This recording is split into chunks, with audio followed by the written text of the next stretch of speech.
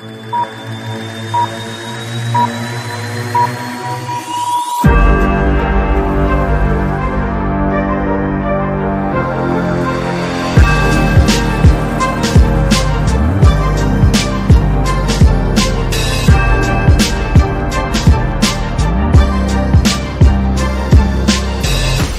to the Unstuck Movement. I am your host, Rob Z. This platform brings true stories and true testimonies of breakthroughs so you can find that breakthrough in your life. Today, we have the powerful Naomi KP with us. Naomi, I love to dive into these episodes with a question right up front so we can bring that breakthrough right at the beginning. So the question I want to ask you today, how can we learn to trust ourselves again after living a life of less than what we deserve?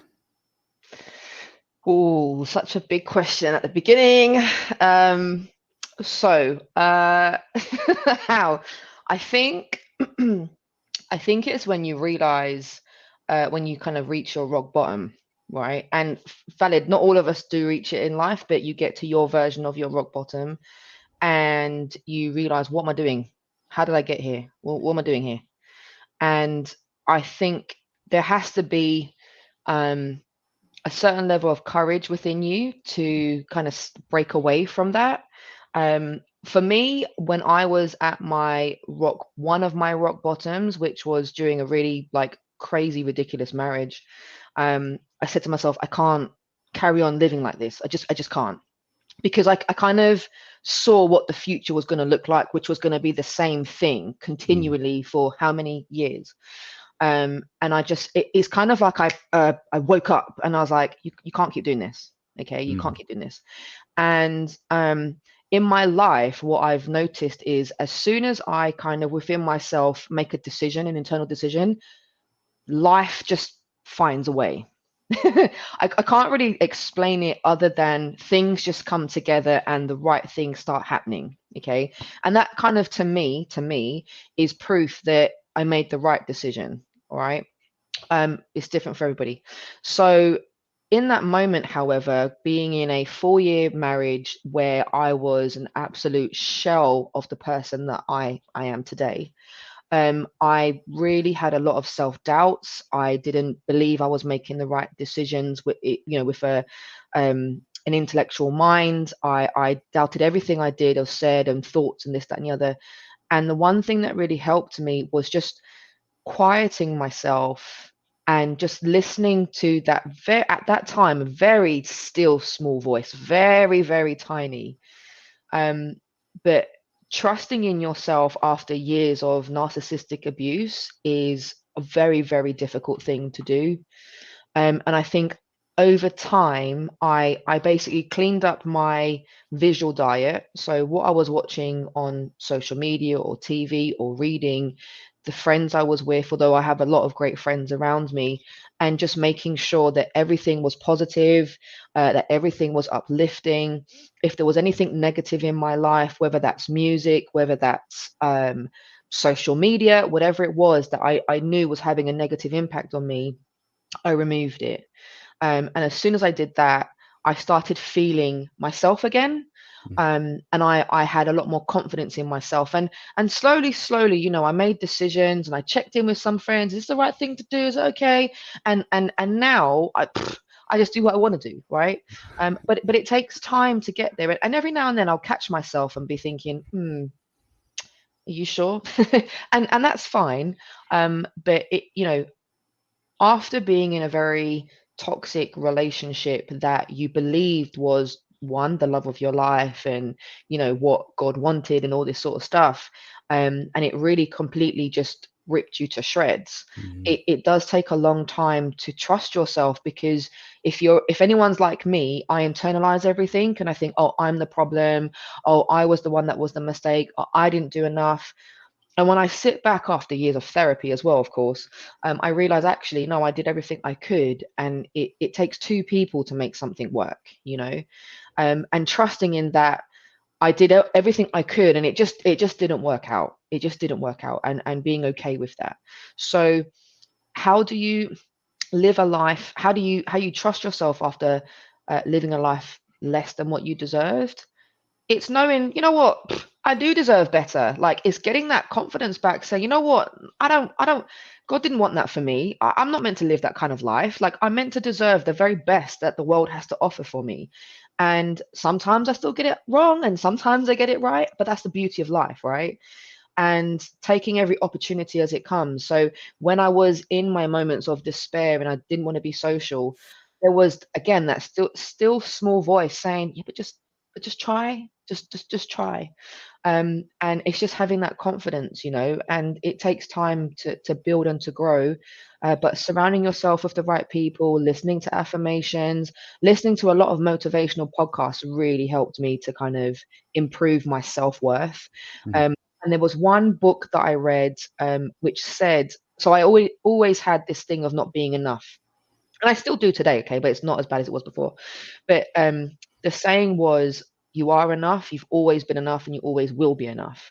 And I remember just meditating on that, and after, what is it? They say to get a new habit, you've got to do it for about a month.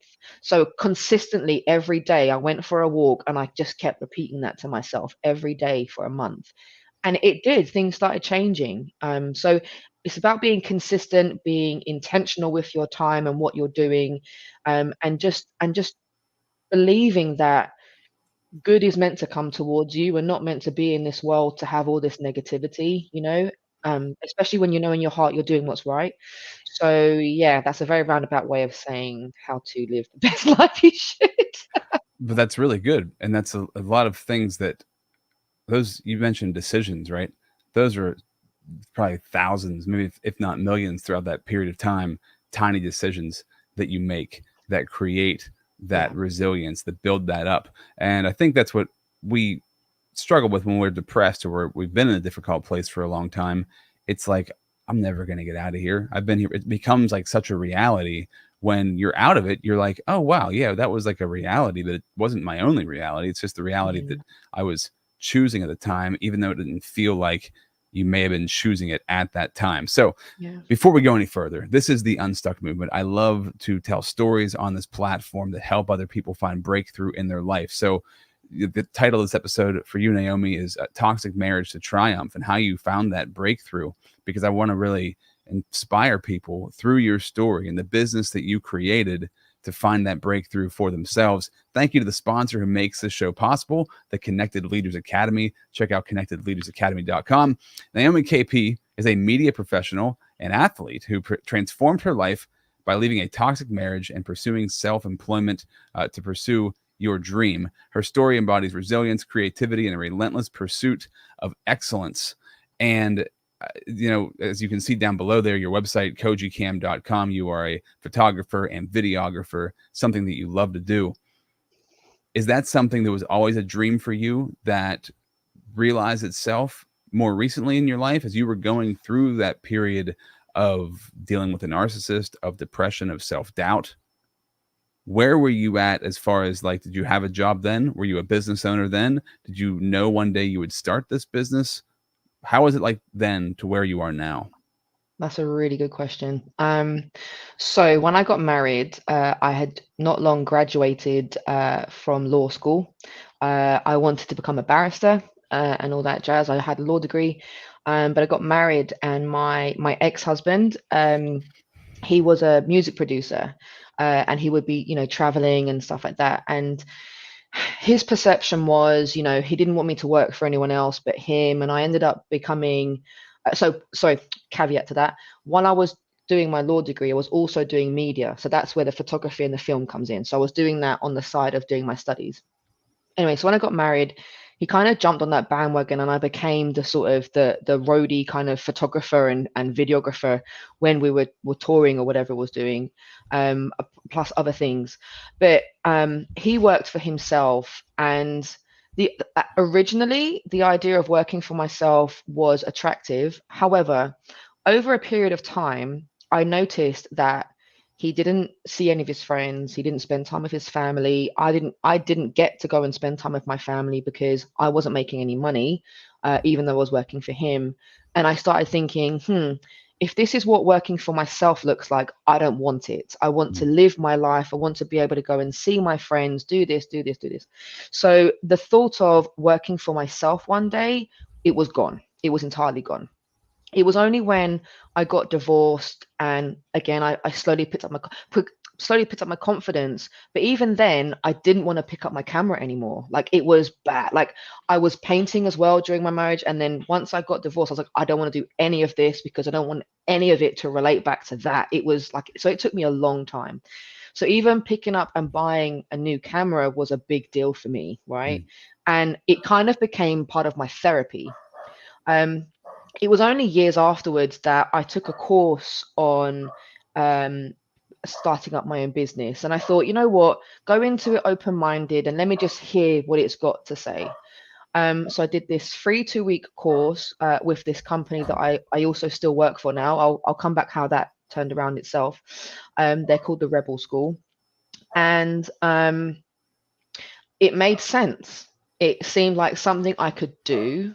Getting, like, not having to get myself into debt, not writing business plans, and just doing what I love doing. It seemed tangible, it seemed reasonable, it seemed very logical.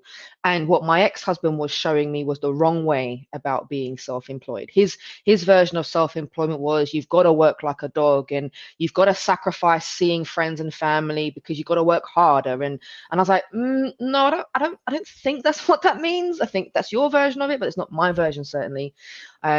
So only after a period of time did I start to, again, have confidence in myself. And after I got divorced, I had a number of different jobs in the legal sector, which I didn't find fulfilling. But it was only during COVID that we're on our own, we're working from home. And it was that epiphany of, I'm fed up. And from what we said earlier, I think you've got to get to a place of being fed up with where you are. And it's super easy, if I'm really honest, it's super easy to stay in that place of being fed up or being depressed, or like, it's super easy to stay there because it requires no effort. But the moment you acknowledge where you're at and you don't want to be there anymore, that's the moment you can do something about it, right? So I always talk about this analogy, and I just love it. I don't know where I got it from, but there's this analogy of imagine an elephant. Okay, an elephant, I don't know if I said this to you when we had our previous conversation, but I'll say it again. Imagine an elephant chained up around a tree stump, right? And for all of its life, it's from kid to, or whatever the baby elephant is called, to a grown elephant, it's walking around and around and around this tree stump. And that's us, essentially, right? We go to school, we go to college, we go to university, we're just going around and around this tree stump. And all of a sudden, one day, it literally just turns its head this way and sees like this vast forest out for it. At that point in time, again, you're acknowledging where you are. You've got two choices. You can either carry on walking around this thing, or you could take the chance of, let me just have a look. Let me just go and just see what it is. Now, if the chains get taken off, you can very easily take a couple steps and go and have a look. But most people carry on walking around, even though they're not chained to it anymore. And I find that for me, it requires some level of effort in order to live the life that you want. It doesn't just fall in our laps, unfortunately, because if it was the case, then we'd all be living the lives we want. It requires some level of effort, whatever that may mean to eat. It might mean you waking up a bit earlier, or it might mean doing an extra hour, whatever it might mean for someone, it requires some effort. So when I decided during COVID, I was like, I'm not happy, I'm not fulfilled. That was my fed up, what next moment. And I did this business course, and I said, you know what, screw this. I'm going to take a chance on myself. And again, like I said to you before, there's that saying of, when the student is ready, the teacher will appear. And everything just started falling in place. I had these networking events coming to me. I had a business coach found me. I had all these things just happen. Now valid, it doesn't happen that way for everybody, but it wasn't like I was sitting there and it all came. I was going out there looking for things, and things just kind of got into the right place.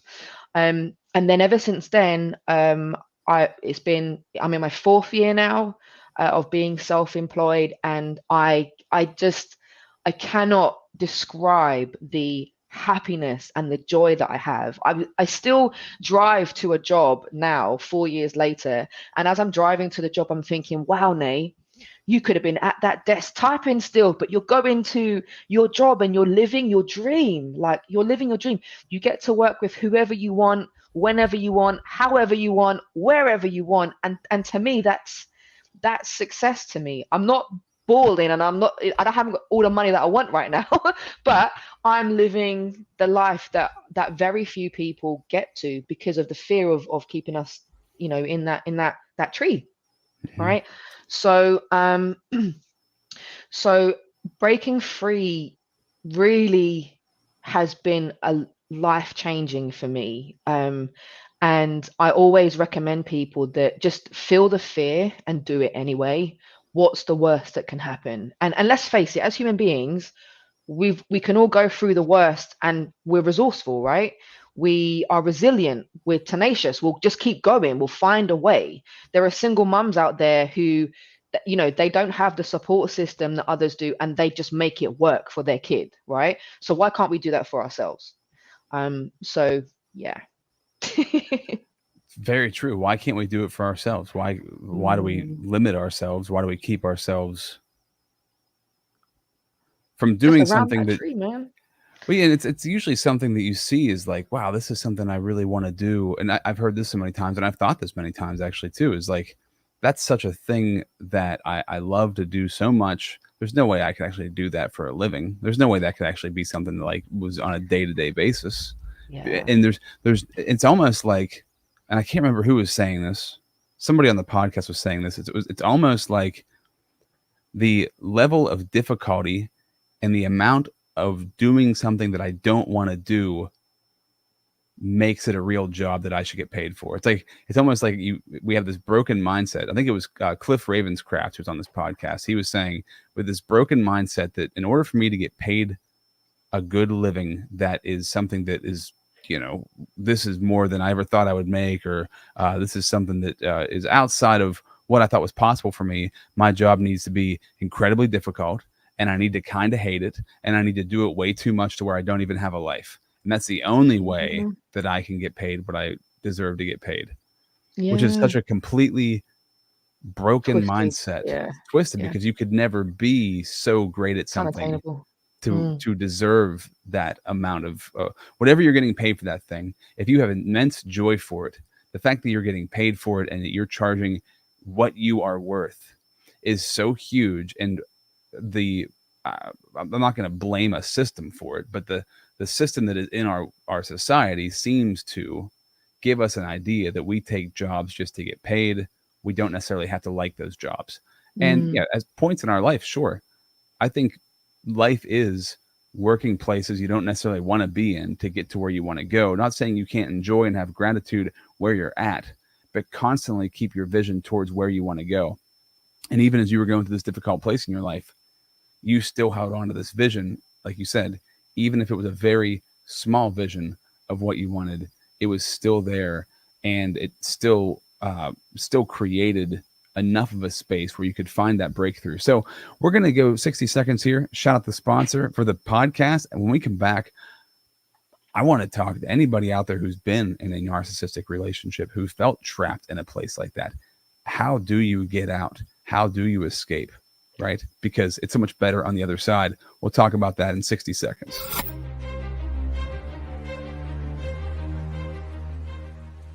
Hi, my name is Jose Escobar, and I'm the founder and CEO of the Connected Leaders Academy. We're a growing tribe, a community of entrepreneurs all over the world, globally, all across the country, high performers, titans of industry. If you're an entrepreneur and you're looking to grow personally and professionally, scale your influence, develop your skill sets, move the needle in your business, more clients, more money, more profit, the bottom line, and of course, grow your circle and your network like never before, this is where you want to be. Join the Connected Leaders Academy today. We are scaling massively.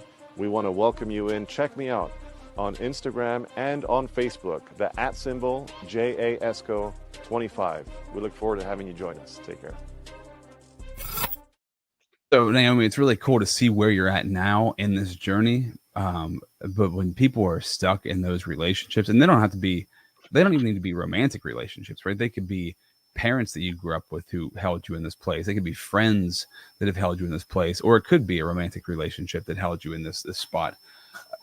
The getting out is the hardest part. The actually ending it is the hardest part. And that can seem like a insurmountable journey where people will decide just to stay in that thing for the rest of their life and be miserable. What was it that pushed you over the edge to get out? Good question again. So there were lots of different parameters in my relationship, as most people would have. It was a heavily religious one for a start. I was super young. So when I got married, I was 23. I'm 37 now, so there's a significant difference. And there was, under the religious parameters, there was a lot of taboo, and you can't get divorced, and that very heaviness of it. So being very young and not knowing what to do and wanting to do the quote unquote right thing, it was really difficult to mentally compartmentalize. And also bearing in mind, because I was I say super religious at the time, but it was Christian, but my ex-husband would use that against me in ways that were very negative, and how one shouldn't use the Bible, right? But it doesn't matter what I said or what. That is like the definition of religion, is using power to control people, right? It's honestly, and when people say the word religion, it's like it's not really a good thing, right? It's more of a control thing. And I think that's where we get a lot of this stuff wrong. And that's what you see, right? So that's what you experience gives people a really bad idea of what a relationship with God should be like. Anyways, go ahead. So that's why I say religious. I'm not talking about faith, two different things, but we all know that. Never mind. I digress. Well, we don't all know that. That's why I wanted to take a second to clarify, because people don't know that, right? And they get that confused. Fair. So when I talk about I was in a very religious thing, so because of my ex-husband, so I would term him as a Pharisee. So somebody who would read the Bible but not actually fully understand what it meant, and would just use it as a tool of authority to get his way. Okay. Whereas when you would a normal person would read the Bible in faith and would understand actually what it means and the applications to your life, you as an individual, and it not be a means to control people. Okay, my version of that. So in that relationship, I had 4 years whereby I was literally stripped away from the person that I was based on all that kind of things. So breaking free wasn't just actual separation. There were so many parts that I had to gain back and I had to cut off, and this, that, and the other. But one specific moment there was a few moments in the relationship that it really planted a few seeds in my head, but I brushed it off. So for example, I'll be very transparent. One example was within the first year of my marriage, I wanted to commit suicide, and I tried once. And I obviously I didn't go through with it. And what happened was, what brought me to my senses in that moment was my niece and my nephew. They were very young at the time, and I was like, I can't go and leave them in this world like that. So when I got the courage to approach my husband at the time to say, look, this is where I'm at and this is what I was about to do, all he was bothered by was, let me see the marks on your wrist. Didn't hug me, didn't ask me how I was, didn't check in with me, just, oh, well, I can't see anything on your wrist, so you're making it up. I was like, oh, okay, sure. Now, bearing in mind, I'm not that type of person naturally. And after going through that experience, I totally understand people who do feel suicidal, because you've thought in your mind for a long period of time why that's the only way out. And for me, it was that till death do us part. This is the only way out. There's no other way out. Okay. So that's struggle number one. There was other times where, maybe we was 2 years into the marriage and he said to me, I don't see you as the mother of my kids. And I was like, so what, why are we in this? I don't understand what's going on here. So that was another thing that was like, okay. And then we finally sort of, when we got our own place and stuff, there was a moment whereby a situation had happened, and basically he threw a chair at me, right? And it moved me, but he threw a chair at me. And I said to myself, I know for a fact I can't have kids with this person. I'm just about holding up for myself. Okay. Mhm. The fact that you threw a chair at me, and you know, like literally, right? And I'm a strong person, okay? Like I can take a lot of stuff. But that to me was the last straw. And I said, I've got to get out. Because if you can do that, God only knows what else you can do, right? He Mhm. also locked me in a room one time and all this. There's so many things, okay? But that to me was the last straw when I realized that was my moment of, this is how my life's going to be forever and ever, amen. And I couldn't bear it. I couldn't bear it. And bearing in mind that was like in the 4th year, okay, the year that I got divorced. So how I broke free, again under the religious parameters, I sought a couple friends of his who were a lot older than him, who were in the Christian church and stuff like that, sought their guidance, and various other people.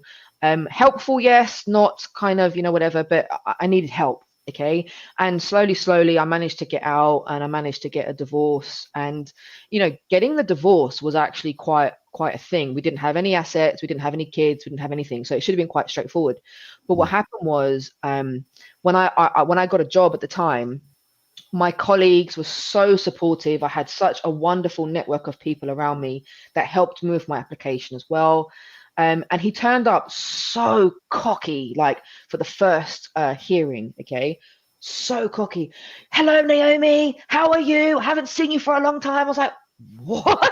Like, and I hadn't seen this man for like 6 months, because under the biblical whatever it was, we'll give it 6 months to see if you can reconcile. There was no way of reconciling with this man. But anyway, so went to court, and the judge had said that under the parameters at which I was filing my divorce, it's changed now in UK law. You don't have to have a certain specific category to get a divorce, but back then when I did, you had to. And mine was unreasonable behavior. The judge had said to him, she doesn't need to prove much in order to win this case, but he persisted that he wanted to have a day in court, which she had said it's going to be a waste of public funding, but he wanted to do it. I think it's that whole kind of he tried kind of thing, you know, again, religion, right? Pharisee and whatever. So when we had our actual day in court, it was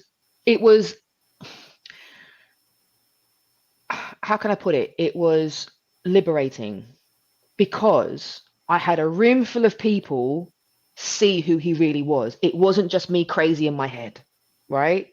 I can't describe to you how I didn't even have to say anything. Like, he shamed himself, right? And never in my life, you know, I've had relationships since then and I haven't had the closure I'd needed, but that gave me closure, because the judge and everybody else in the room, it was very clear. And I've never looked back since. I felt such a relief. When the court hearing had finished, he just buggered off, like he ran for the hills because he got caught out.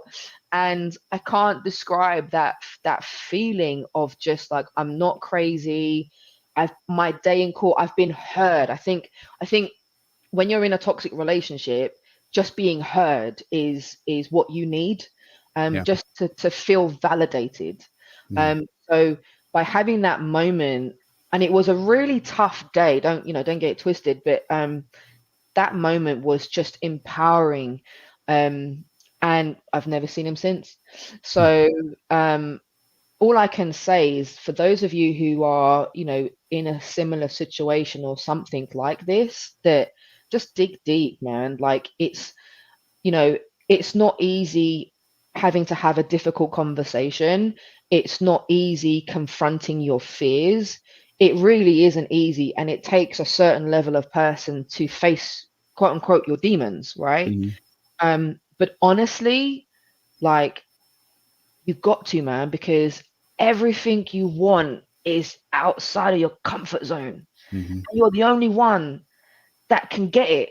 I can't move that obstacle for you. You've got to either have that conversation, you've got to file what you need to file, or whatever it is you need to do that might be your obstacle. You've just got to push through it, because otherwise you're going to continually stay on this side of the fence. And you already know the limit and the levels and the peak of where you're going to be. Like you just can't stay there. Like there's no growth. It's dead here. Everything is on the other side, you know? So yeah, just dig deep and have courage is all I can say, really. I love that, because that's what people need to hear, right? If somebody's watching or listening and they're stuck in one of those places right now, you need to know that that thousands, if not millions of people have gone through similar things. It might not be the exact same scenario. It might be a little bit worse. It might be a little bit better. That's perspective also from each individual person, but people have gone through it, and you've got to hear their story of how they went through it for you to have the courage to get through it yourself. If you're stuck there, like you said, the people in your life, find good people, find friends, find a great community, a mentor, a coach, but listen to stories of people, a support group, right? Listen to people who have gone through it. That's going to support you and encourage you that it's possible for you. And that's why this podcast exists, right? True Testimonies of Breakthrough, because you need the testimonies, because the testimonies, you can hear somebody say, oh, just keep going, I'll just persevere through it, whatever. But when you have a real testimony, this was me then, this is me now, the breakthrough is possible, that gives you that encouragement, like, okay, I know that I can do it too. And it might take a while, but you're gonna get there. So I just want to honor you for that, Naomi. That's a powerful, powerful story. Really amazing. And now with your videography and photography business, you're taking off, you're doing what you love, and you found like this new spark inside of you, and that triumph that we're all looking for in our lives. So I love that. If people want to check you out, kojicam.com, KOJICAM.com.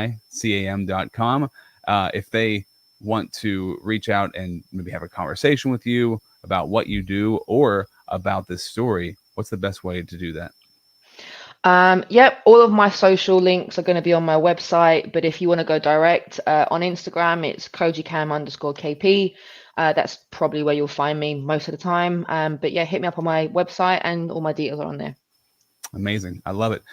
Thank you and also just for being vulnerable enough to share this story, because this can be really hard for a lot of people to share. And I think it's really cool that you're able to do that, because that's the only way to heal, is to continue to tell the story. And it's also taken that mess. Now it's become a message, and you're going to help other people with that to get through that process. So I just want to honor you in that also. Pleasure. Thank you so much. Absolutely. Thank you so much for being a part of the Unstuck movement. Thank you, Rob.